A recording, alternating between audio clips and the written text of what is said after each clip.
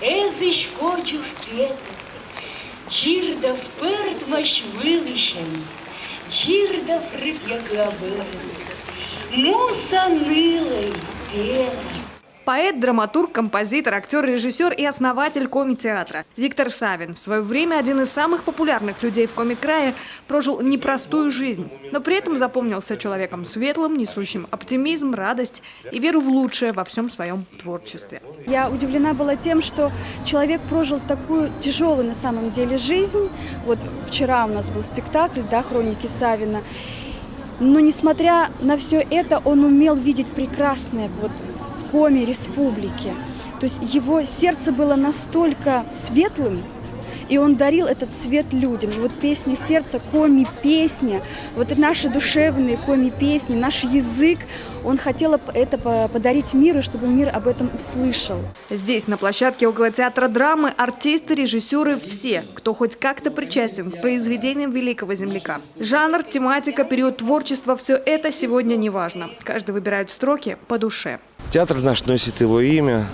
Поэтому хотелось как-то отметить это и начать движение к юбилейной дате, к 21 ноября, вот уже сейчас.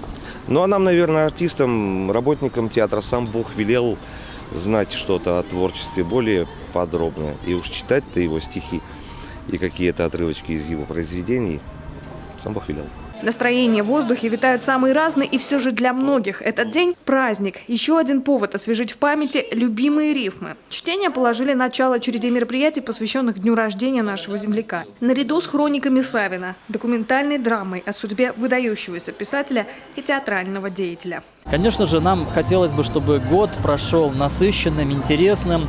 И наш театр, в частности, восстановил хороший, известный спектакль «Хроники Савина».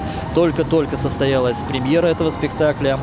Основные праздничные мероприятия у нас пройдут, конечно же, ближе к юбилею, ко дню рождения, осенью. Ну и запланировали вот такие савинские чтения, летние и осенние. Это те настроения, те эмоции, которые мы бы хотели передать жителям Сыктывкара. 21 ноября исполнится 130 лет со дня рождения Виктора Савина. Для нашей республики, конечно, это важнейшая дата. Для жителей еще один повод сказать: мы помним и гордимся земляком, зачинателем коми-советской драматургии и театрального искусства. Александра Головина, Артем Соколов, телеканал Юрган, Сыктывкар.